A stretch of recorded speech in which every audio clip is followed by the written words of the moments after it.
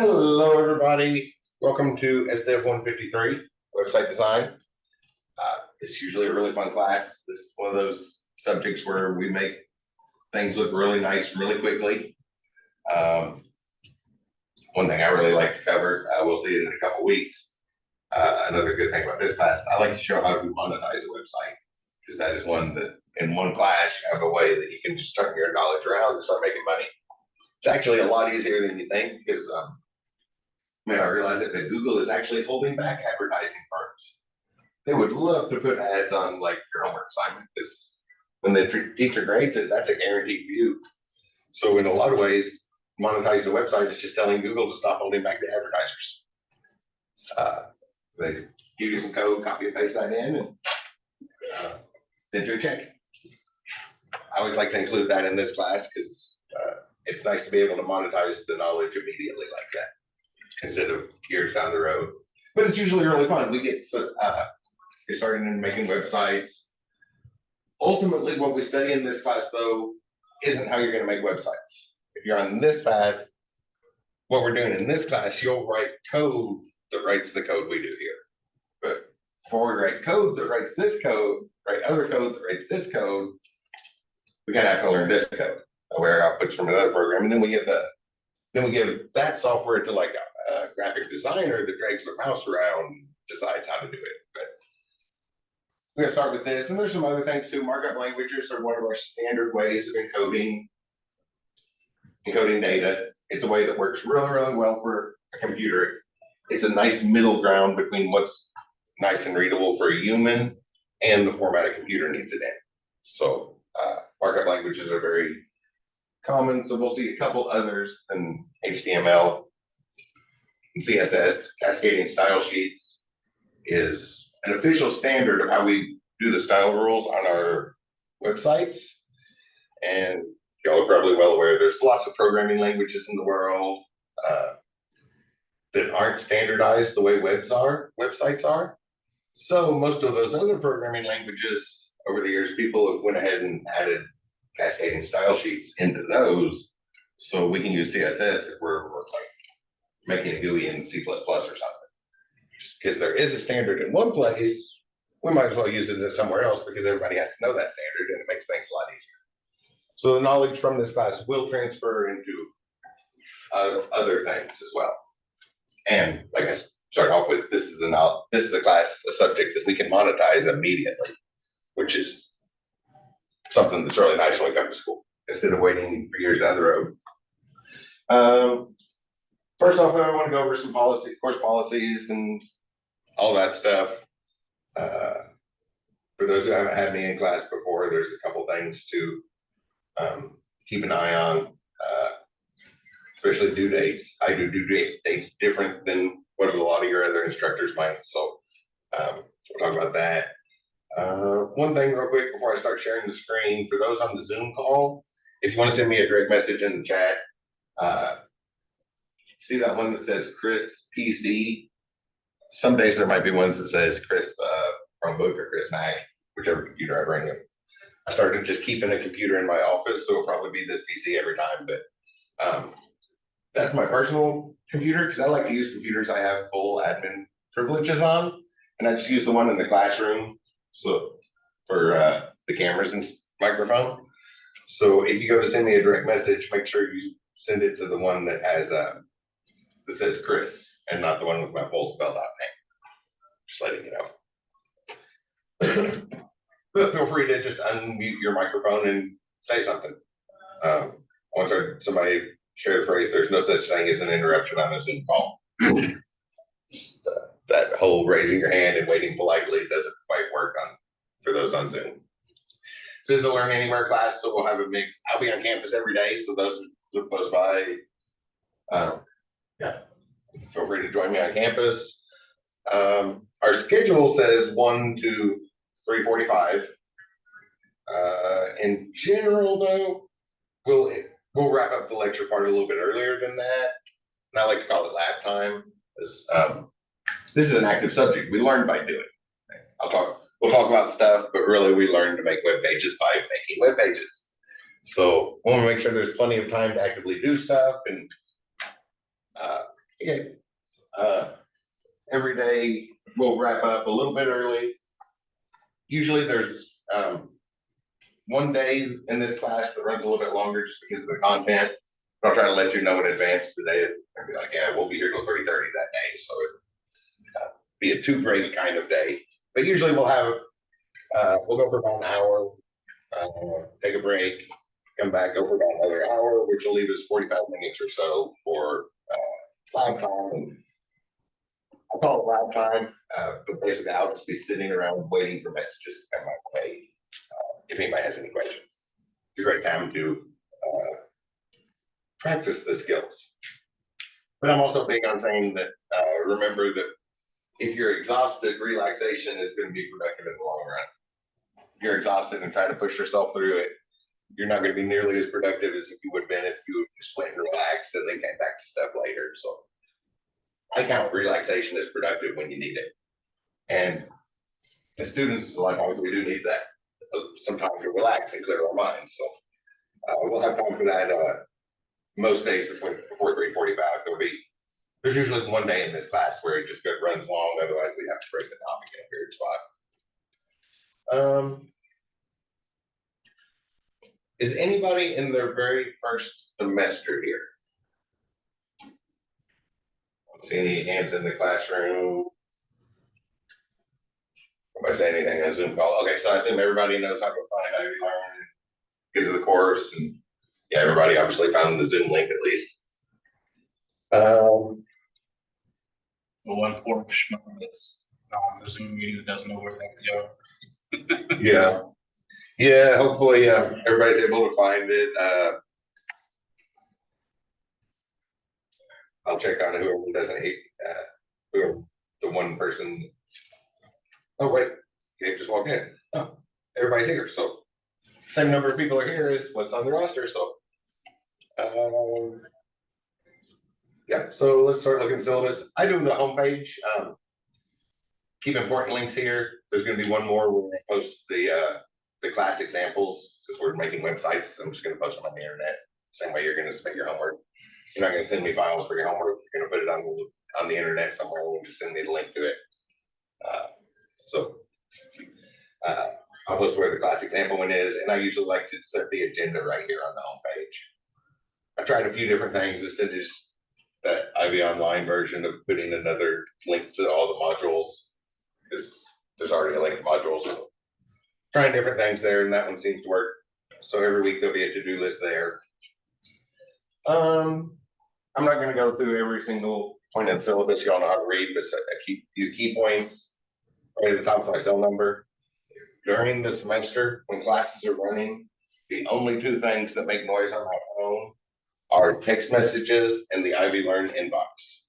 So that's definitely the quickest way to get a hold of me. I'm one of those people that check my email 20, 30 times a day, so it won't take long till I see an email. But text messages and the inbox feature on Ivy Learn are the only 2 things that actually make noise on my phone. Everybody used that before. It's like an email reserved for our class, so you can go in here and just select the class and then choose from the list. Which class is ours? This one.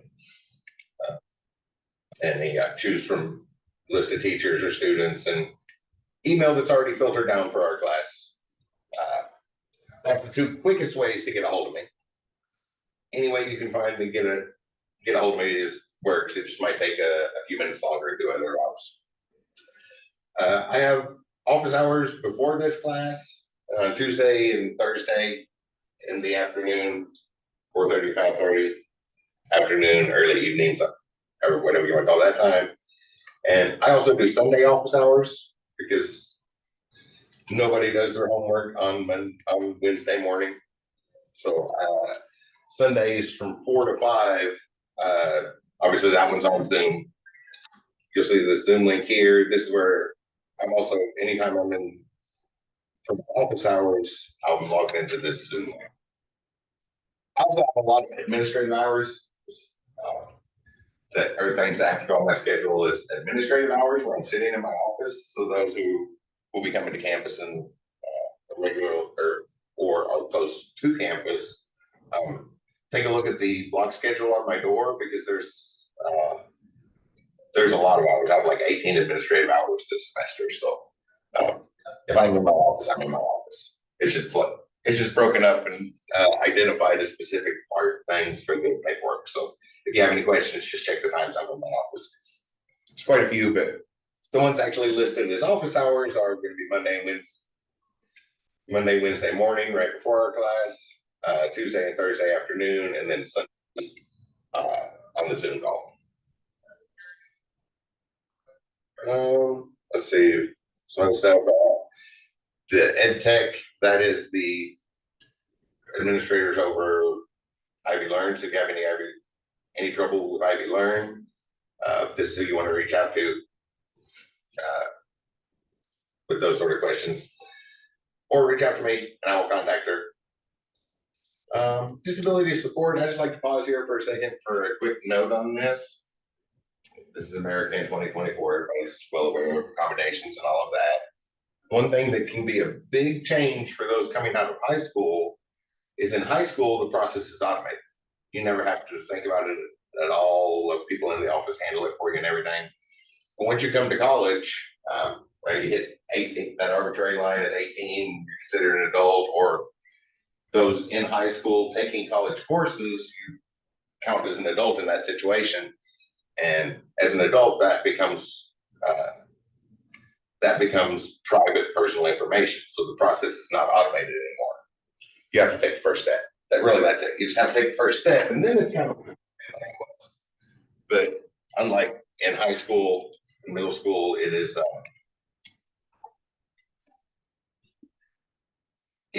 something you have to reach out and let them know you have disability, because otherwise it is private medical information, so they don't automatically know it like the high schools do.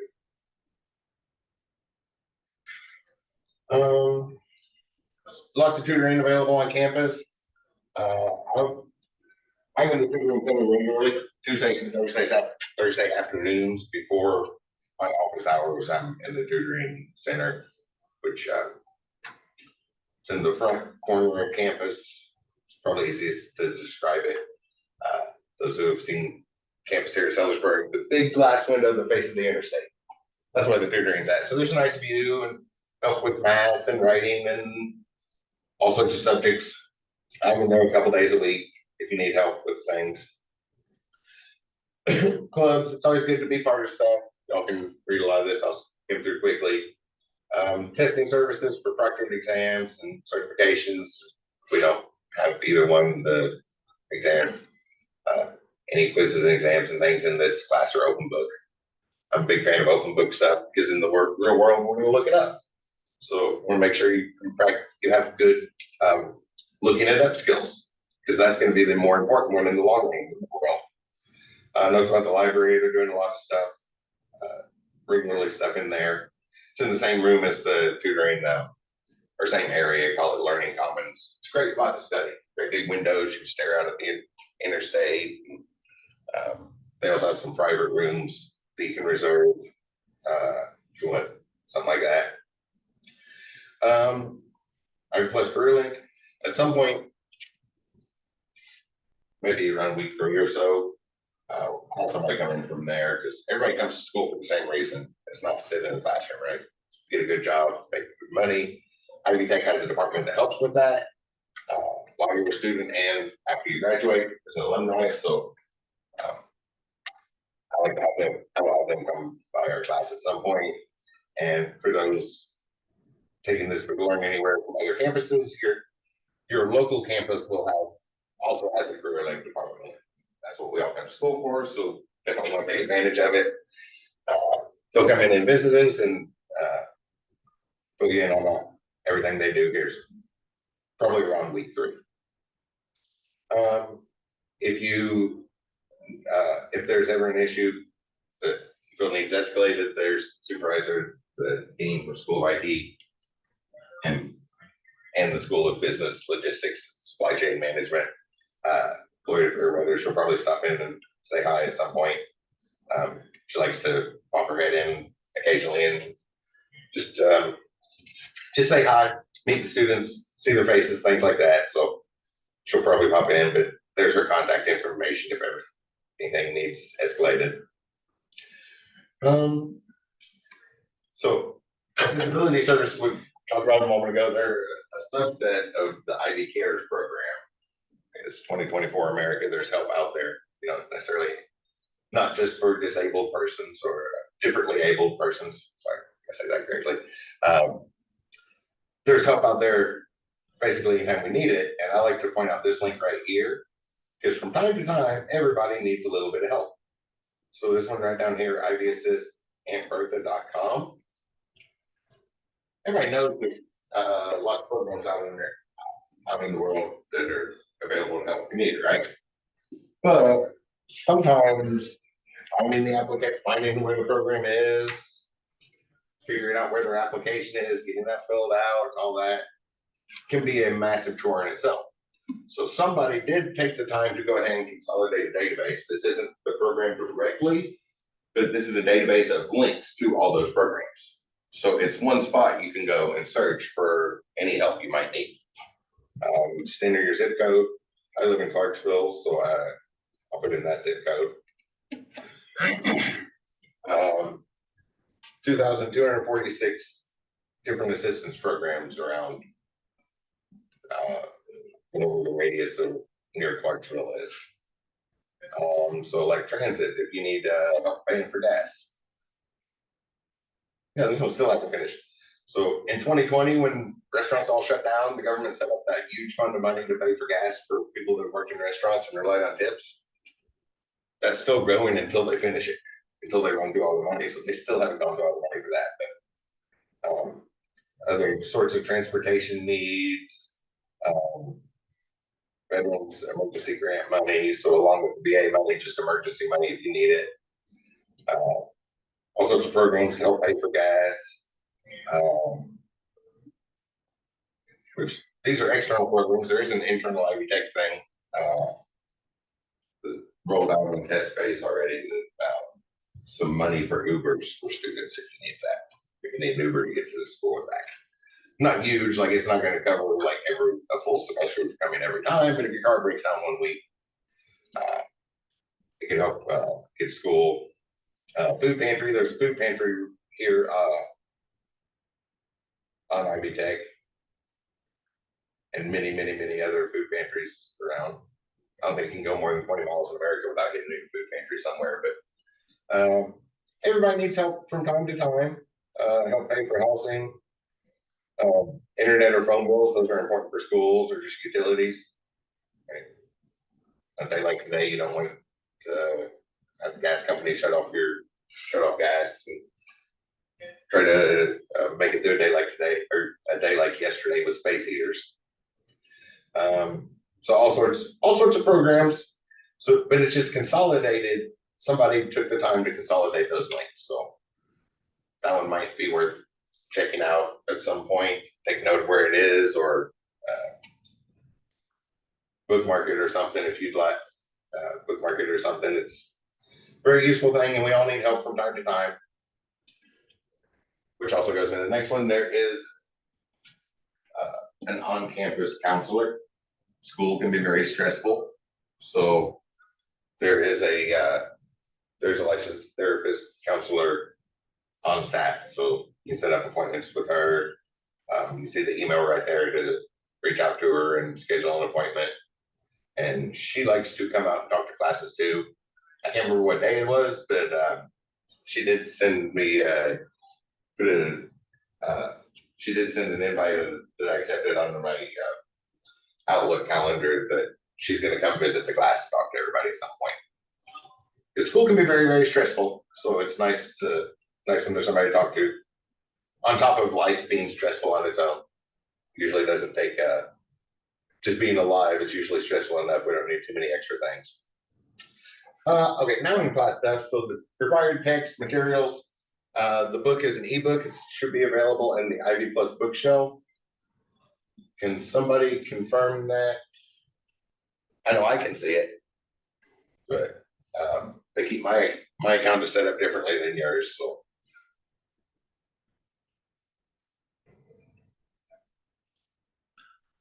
Internet's being slow, but it's at least there's a link there. there's Ivy Plus thing. Okay. Yeah, I'm and there's Okay. Development and regulations for HTML5 10th edition. Yes, yes. So that'll be the textbook. The assignments come out of this and it builds up. So every week you're building a website. There's a couple places where it backtracks a little, but like the module 2 homework becomes the starter files for the module 3 homework. And just building a very large website over this semester. Step-by-step instructions, but pretty straightforward, and then they have explanations and stuff.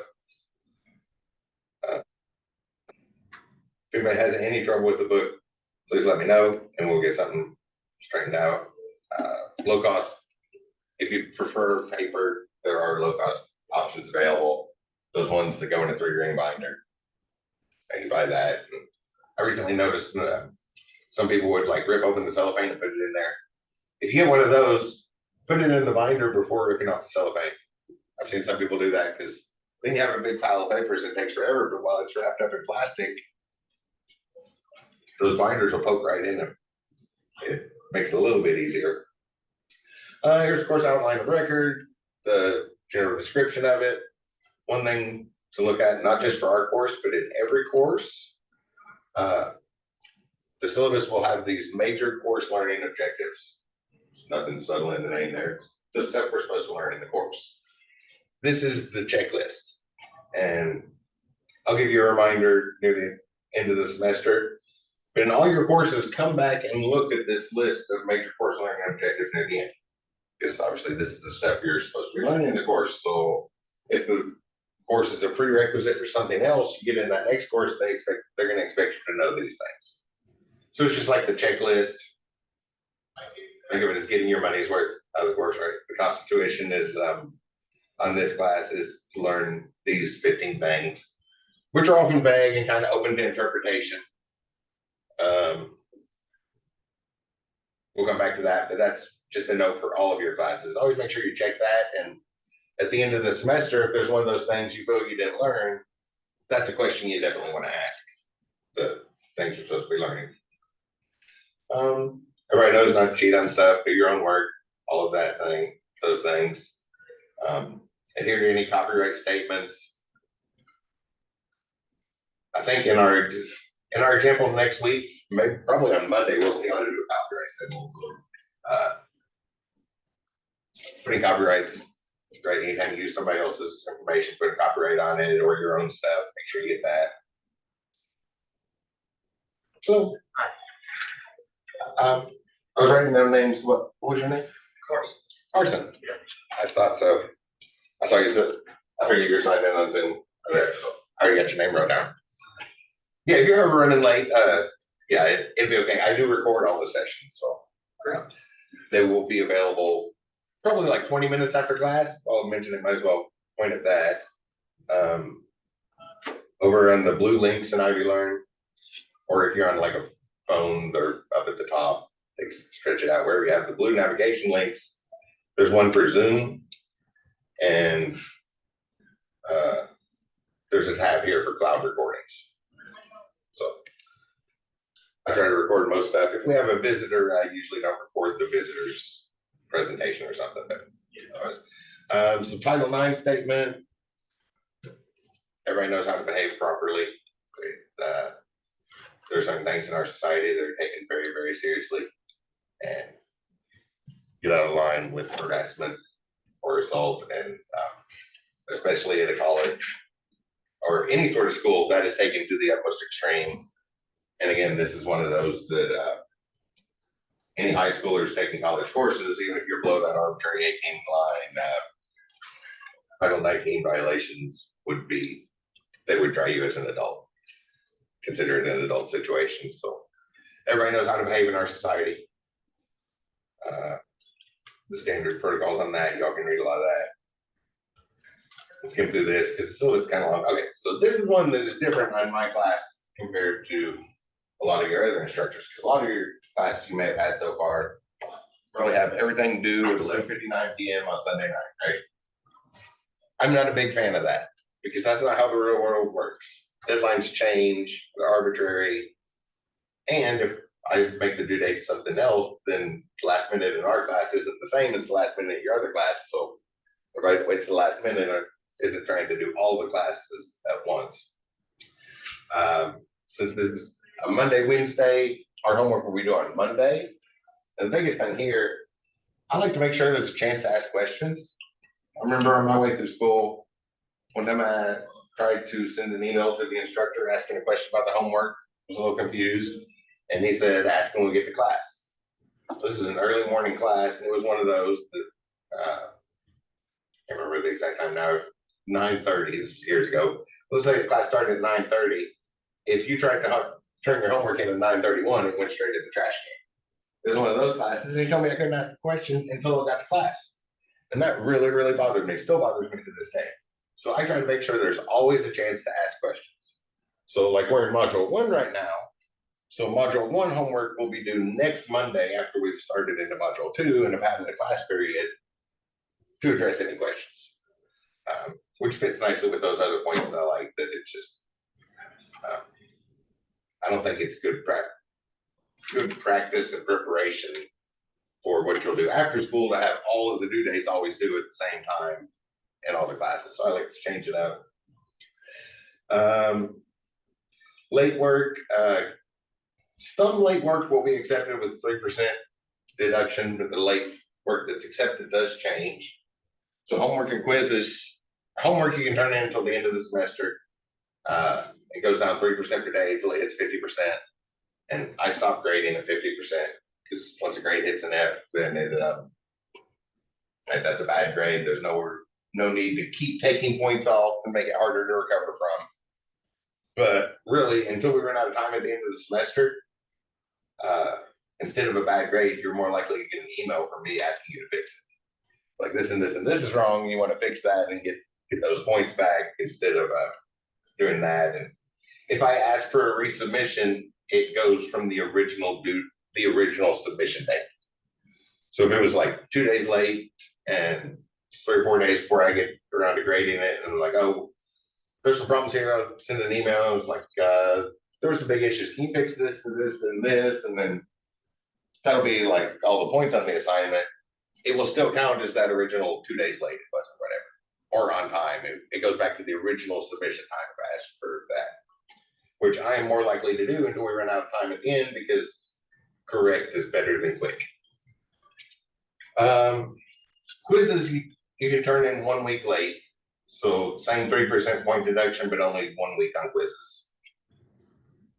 I like to change this up too, make you all keep track of things. That's back to that due date stuff.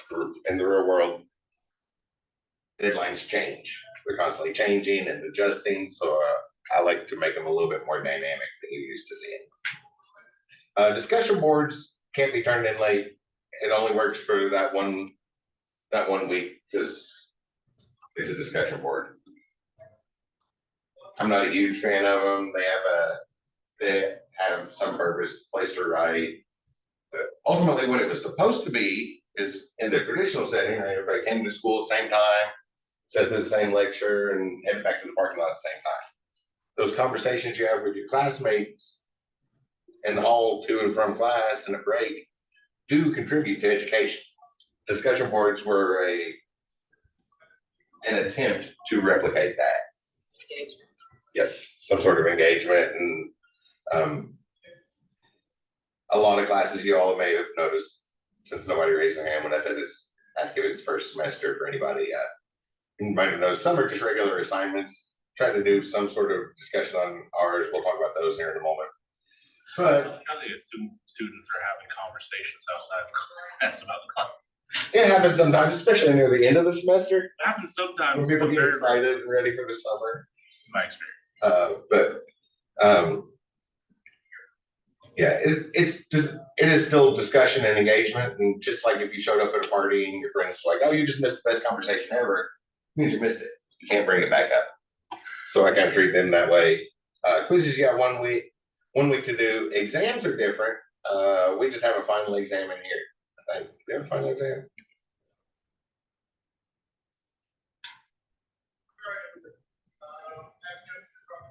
Other essays or assignments on a project. Oh, I took the final exam out. Okay. We don't have any exams in here. So, but if you have me in future classes, exams are on a calendar schedule. So they do run Sunday at midnight till Saturday at 11:59 p.m. Final due date for the class is March 10th, 11:59 p.m. I never accept anything late. That's the cutoff. That's the deadline that was set years ago, years before anybody knew they were going to take this class, years before I even put this class on the schedule for you all to register for. So it's that's the final deadline that won't change. If anybody's in one of the far western corners, it is all the times there in Eastern time. But if you're in one of those corners of the state, you're probably used to that from your Ivy Tech courses, having to keep an eye on that. There's some discussions there. Makeup policy, I just left the default Ivy Tech wording in there to have something, but I'm a pretty laid back person. If something's happening, let me know. I'm fairly lenient, and like I said a moment ago, I'm more concerned with correct than quick until we run out of time at the end. If you need a little bit extra time, that I understand. And life just gets overwhelming sometimes. I know how that goes. Drops and withdrawal. Does everybody know the difference between a drop and a withdrawal? Looks on faces in here, I'm guessing not. So a drop is like you never took the course. You only have a couple days to do that. So January 23rd, I believe, is next Monday. So basically a week to do that. That's really for like when class names change and you're looking through the catalog and like, oh, this class sounds perfect for what I want to do. And you sign up for it and then show up for class the first day and realize that they just changed the name of the course to a better name, and it's something you already had. If you drop, it's like you never registered for it to begin with. It doesn't show up on your transcript or anything. Withdrawal is when you have, and you're almost to the end and something happens. It's usually overwhelming. It's usually not pleasant situations, right? Loss of a loved one, a car wreck, and maybe you're going to be in the hospital for a couple weeks. It's usually very, very bad things, but you're not going to be able to finish the class. But you don't want that F messing up your GPA. So you can withdraw from the class, and then it shows on your transcript still. It says a W, and it gets replaced when you retake the class later, but you don't have that low grade messing up the GPA, grade point average. And there's a deadline. I think it's like you have like 2 months to finish it, maybe 1 month, but it extends the time you have to finish it. And it's for those disastrous situations where you're not going to be able to finish a class. So hopefully that's not going to show up for anybody. But that is the difference between those two. And there's deadlines for both of them. After February 25th, have to do special circumstance. Or it's not like you can't withdraw, you just have to go through a larger process. You can go to My Ivy and click the withdraw button up through February 25th. After that, which happened in the fall semester, somebody was in the hospital for a while, so laid up in the hospital, he missed that final date, so he had to reach out and we had to get some people to sign off on the withdrawal. It's not like you can't withdraw because it's usually disastrous events, and sometimes there's more important, or whenever that happens, there's more important things than going to school and clicking a button, right? But hopefully that's not going to happen to anybody. Bunch of just general statements. Y'all can read a lot of those types of assignments. You can read that. The point breakdown. I added some stuff at the last minute, so the point breakdown is probably off right now. I need to go recalculate those points. So quick pass of the syllabus. Y'all can read those other point parts. I guess a couple things to talk about with discussion boards. Since we mentioned those, there's a few basic ones that have been around for a while. You'll just talk to each other, standard discussion boards. The two that I like to add, after trying a few different things, I found that doing AI or chatbot stuff and the discussion board works best. And what I'm looking for in a discussion when we get to this one, which was in module, where did I put it here? Module 4, I'm looking for a discussion on the prompt engineering things. So you'll take the prompt, maybe adjust it a little bit, try to get the best results from a chatbot, and then that's what you discuss with your classmates. Those tools aren't going away, and when we get close to that, we'll also talk about that in class. I found it works really, really well in discussion boards. And the other one of the type that I made up is when we get to the end, I'm gonna have you create a meme, borrowing something that's commonly said in foreign language courses, second language courses. When you can understand a joke in the other language, then you're starting to actually speak that other language. So I'll carry that into computer stuff, and actually there's two. You'll go to something like programmer humor on Reddit or some Facebook group and find, or just a Google search and find an existing meme that has something to do with the subject we're studying, and then create one of your own. I like to do those in discussion boards. That's a lot more interesting than just writing it up. It usually ends up being something more than just the bare minimum engagement that discussion boards turned out to be.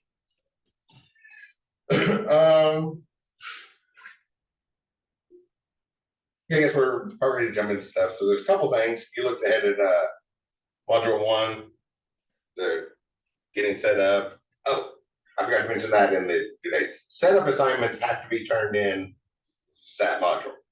So those setup assignments do not get accepted late. So, such as here this first week, we have to set up a domain hosting site so that you can post your websites and send me a link to them to submit your homework.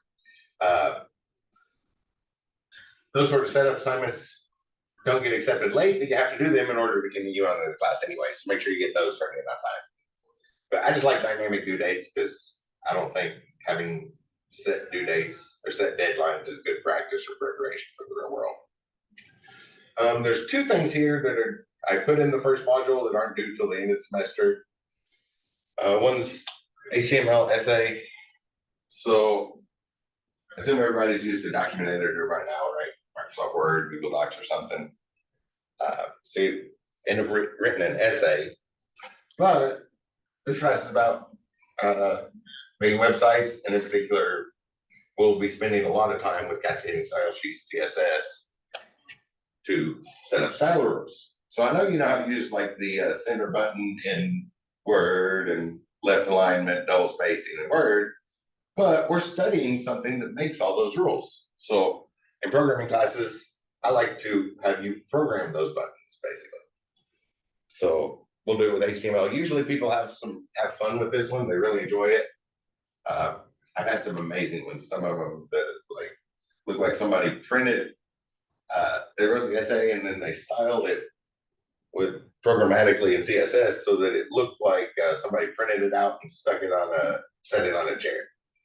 So it looked like a real thing. And I want you to follow all the standard formatting rules, MLA, APA, whichever one you're most comfortable with. We'll just do it as a web page and make it look like that. And when you hit the print button there on the web page, it would print out with the standard formatting like your English teachers went over and over and over and over again, right? Usually people have lots of fun with this. Another good one was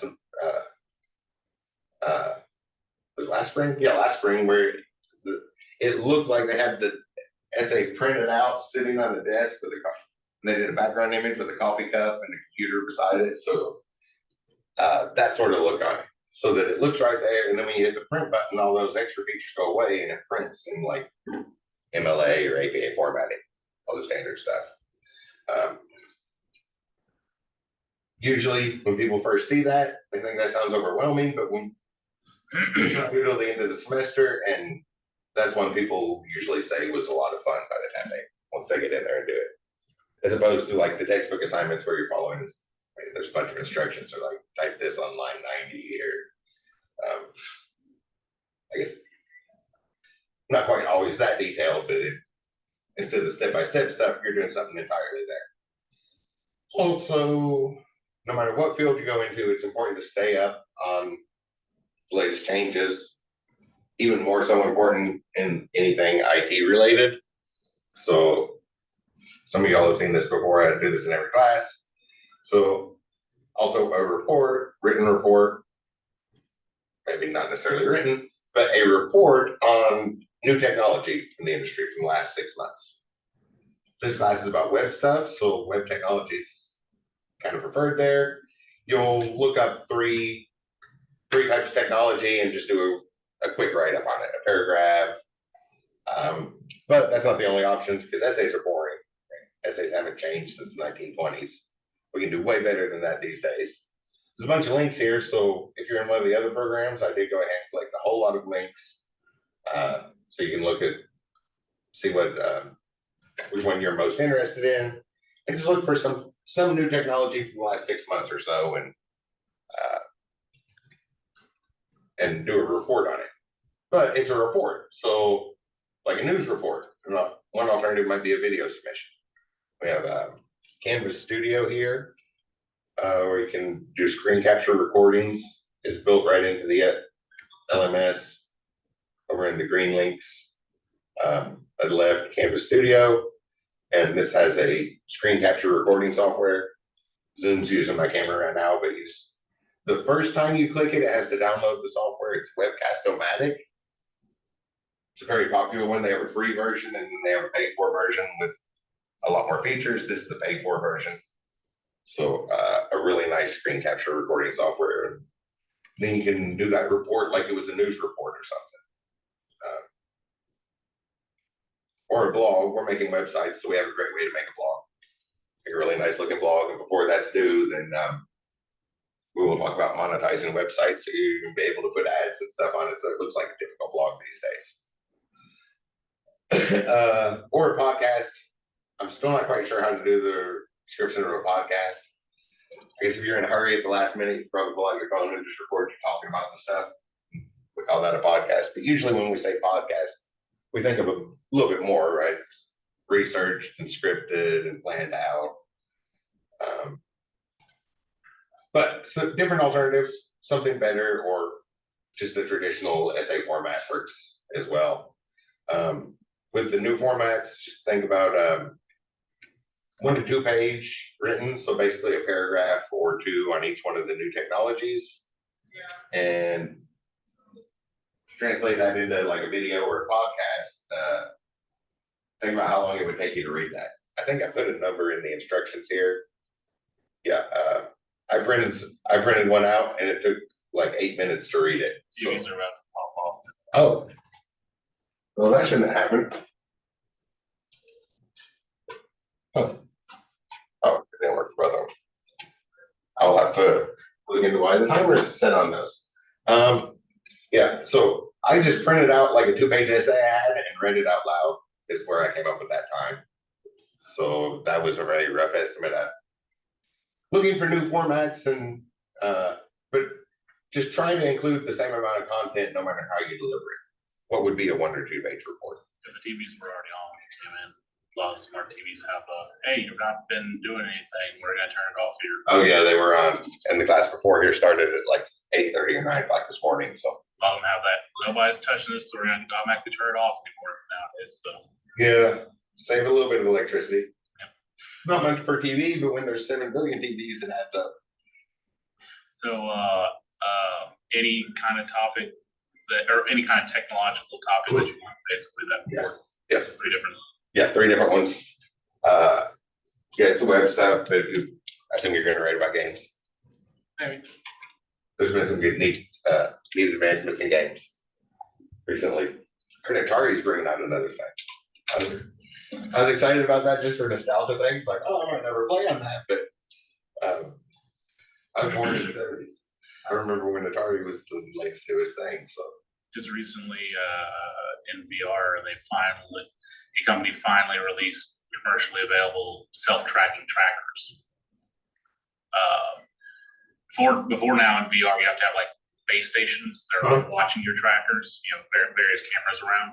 Yes. Valve just released the very first that I'm aware of self-tracking ones. They have their own cameras, so they know where they are. They don't require anything else. Oh, that's awesome.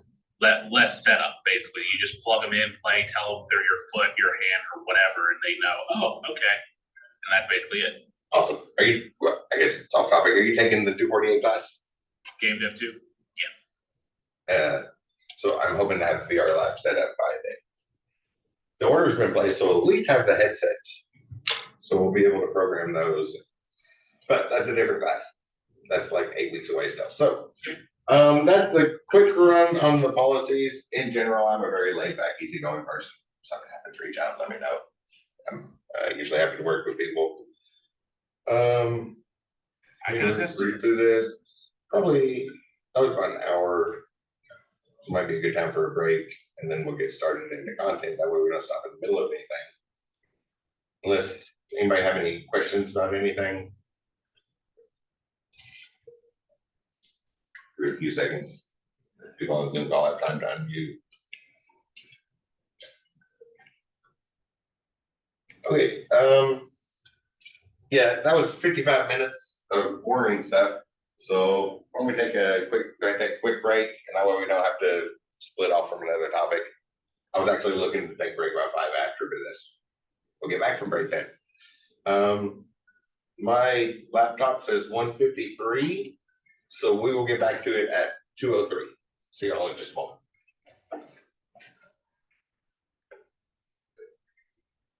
Never mind the stop recording button.